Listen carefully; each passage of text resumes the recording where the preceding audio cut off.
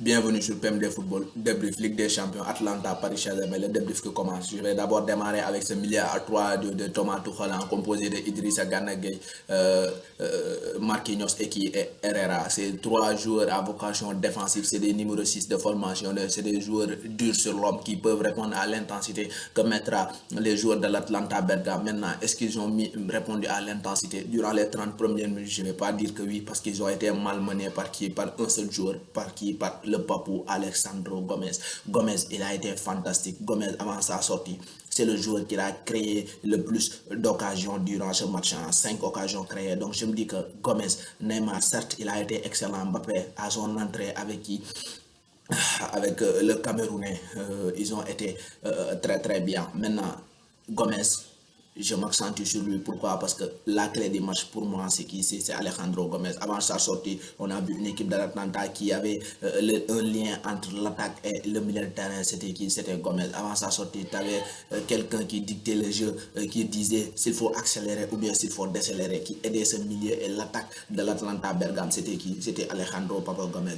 Tu avais quelqu'un aussi qui attirait les trois milieux défensifs du Paris Saint-Germain. On l'a vu sur le but, il les a attirés, ils ont fait faute et il a joué rapide. Ce qui a libéré Mario Pasalic, qui a pu marquer un très très joli but. Donc chapeau aussi à l'ancien boulot Mario Pasalic.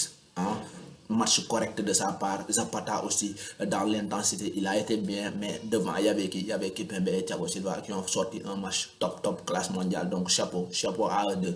Maintenant Mbappé, Gomez à sa sortie, on a vu quoi? On a vu l'intelligence de Thomas Tuchel, parce qu'il s'est dit que Gomez il est sorti, tu n'as plus besoin de 3 numéros 600.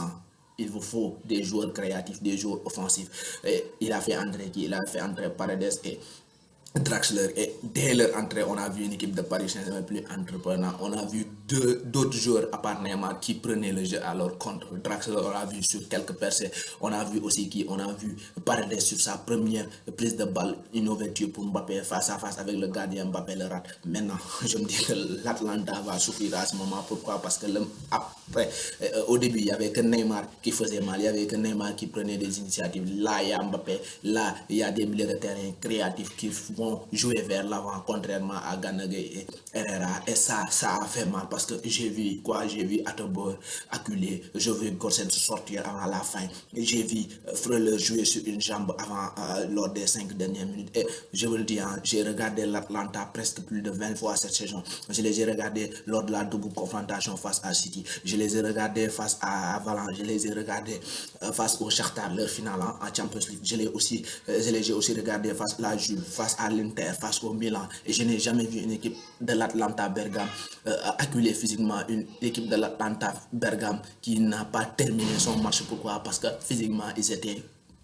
en bas, physiquement, il n'était plus là, il n'était plus présent. Ça n'est pas arrivé. Ce soir, ça est arrivé et l'Atlanta a perdu. Et si c'est arrivé, c'est en grande partie grâce à quoi? Grâce aux prises d'initiative de Neymar. Parce que Neymar, c'est 20 dribbles tentés, 15 réussis dans le match de Ligue des Champions, quart de finale face à l'Atlanta, réputé par son jeu physique, réputé par l'intensité qu'il met dans un match, réputé par ses milieux de terrain très très durs sur l'homme. Et Neymar, il sort un match de ce niveau. Chapeau vraiment à lui. En première période, c'est le seul joueur parisien offensivement qui est sorti du lot. Certes, il a raté 2 occasions, il a eu des espaces, et les espaces, c'est la conséquence du jeu de l'Atlanta. L'Atlanta, entre la défense et le gardien, il laisse toujours des espaces, parce que c'est une équipe qui va sortir, c'est une équipe qui va essayer de tacler. On l'a vu, Keylor Navas, il a dû sauter son milieu de terrain maintes fois pour jouer long. Pourquoi? Parce qu'il n'y avait pas, tous les joueurs du Paris Saint-Germain étaient pris. La défense, le milieu, tout était pris. Et devant, au milieu, tu n'as pas un joueur capable de venir, de demander le ballon et de faire, de déstabiliser ce bloc comme le fait un Marco Verratti. Tu n'avais pas ça. Et Navas était obligé de jouer long. Et côté Atlanta aussi, les espaces, c'est pourquoi il y a eu des espaces. On a vu que l'Atlanta, quand ils ont le ballon, soit Jim City, soit Toloy, soit Caldara, venaient au milieu de terrain pour apporter ce plus. Raison pour laquelle la défense manquait une personne, et Neymar a profité de cela pour aller faire mal. Neymar a fait mal. Neymar n'a pas été efficace en premier mi-temps, oui, mais Neymar a été très très bon en premier et en deuxième période. Donc chapeau vraiment à l'homme du match, Neymar. Maintenant, je vais parler de la sortie d'Alexandro Gomez. Papou Gomez, il a été fantastique. Papou Gomez, il a plus de 30 ans, mais Papou Gomez, la performance qu'il nous sort avant sa sortie, c'était du top classe mondiale. Le mec, avant sa sortie, c'est 5 occasions créées, plus que tout autre joueur de l'Atlanta. Il a été énorme. On l'a vu quand il était là, c'était le lien entre le milieu et l'attaque. Quand il était là, c'est lui qui dictait le jeu de l'Atlanta. Quand il était là, c'est lui qui dit s'il faut accélérer ou s'il faut décélérer, s'il faut attendre ou s'il faut attaquer. Il l'a fait de la plus belle des manières. Donc, chapeau à Papu Gomez.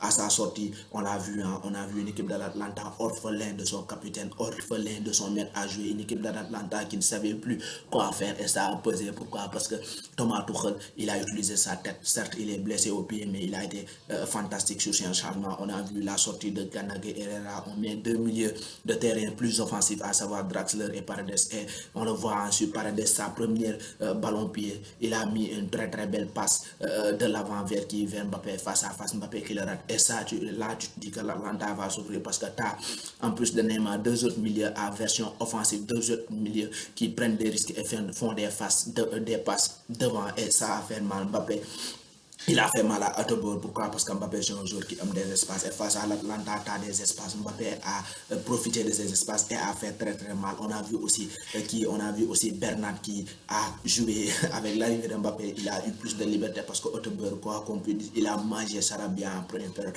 Et il a mis Bernat dans sa poche. On l'a vu sur cette occasion. Très très belle sortie de Keylor Navas sur cette occasion de but d'Atobor. Navas a été exceptionnel. Navas, le Paris Saint-Germain, l'a recruté pour ce genre de match, pour faire ce genre de performance. Il a été présent, il a l'expérience pour guider le Paris Saint-Germain jusqu'en finale, parce que certes il est blessé, mais quand on regarde Mbappé sur le tacle de période, on se disait que le mec il ne jouerait pas d'ici la fin de la saison. Là il est revenu, donc chapeau au staff médical parisien. Je me dis que Navas aussi peut bénéficier de la compétence de ce staff et peut revenir, donc chapeau vraiment à Keylor Navas. Il a été fantastique hier soir. Maintenant, Atobor, il a souffert en deuxième période parce que Mbappé était là, parce que Bernat a été libéré par l'entrée de Mbappé. Il a été plus offensif parce qu'il savait qu'Atobor n'allait pas venir vers lui, parce qu'il savait qu'il allait avoir de l'espace pour aller vers l'avant. Et il en a profité, donc chapeau à lui. Choupo-Moting, c'est le Messi. Choupo-Moting, c'est le Messi, parce que Choupo-Moting, il n'était pas dans la liste des Parisiens pour la Ligue des Champions. Il est entré, pourquoi? Parce que Meunier est parti, Cavani est parti. Le mec, il est à quelques semaines de sa fin de contrat avec le Paris Saint-Germain. Donc je me dis qu'il n'avait plus cette envie-là, mais ce n'est pas le cas. Il est rentré, il a été exceptionnel. Sur les 5 dernières minutes, il a été plus bon que Icardi. Pourquoi? Parce qu'il a proposé plus. Pourquoi? Parce qu'il fait des mouvements qui déstabilisent une défense. Pourquoi? Parce qu'il a plus d'initiative. Il est venu, il a pris le ballon, il a fait une passe superbe pour Neymar qui donne à Marquinhos, but de Marquinhos. Le Paris Saint-Germain a fait mal à cette équipe de l'Atlanta et c'est une victoire vraiment méritée. Vraiment mérité. Atlanta, ils ont manqué de combien de quelques secondes, de quelques minutes pour aller en demi-finale, comme le Bayern Munich en 99 face à Man United, comme Bayern Munich en 2012 face à Chelsea, comme l'Atlético Madrid face au Real Madrid en 2014. Ça, c'est la magie de la Champions League. Ça, c'est la magie du football. Tout peut arriver jusqu'aux dernières secondes, jusqu'aux dernières centimes. Donc, chapeau vraiment aux Parisiens. Chapeau à Gasperini, première participation en Ligue des Champions. Ils ont failli aller à demi-finale et je me dis que s'il y avait Ilicic, ça pourrait ne pas se passer comme ça, parce que Ilicic, c'est un très bon plus pour cette équipe de l'Atlanta. C'est le meilleur joueur de l'Atlanta durant cette Ligue des Champions. Donc chapeau à cette équipe, chapeau vraiment aux Italiens. Ils ont été fantastiques durant cette saison. Chapeau aux Parisiens. Ce n'était pas évident parce que l'Atlanta, c'est une équipe qui joue au football, c'est une équipe qui fait mal, et le Paris Saint-Germain a enregistré lors des 30 premières minutes et a fatigué cette équipe de l'Atlanta, chose qu'aucune équipe au football n'arrivait à faire durant cette saison. Donc chapeau à Thomas Tuchel. D'ici là, on continue à liker, on continue à partager, on s'abonne.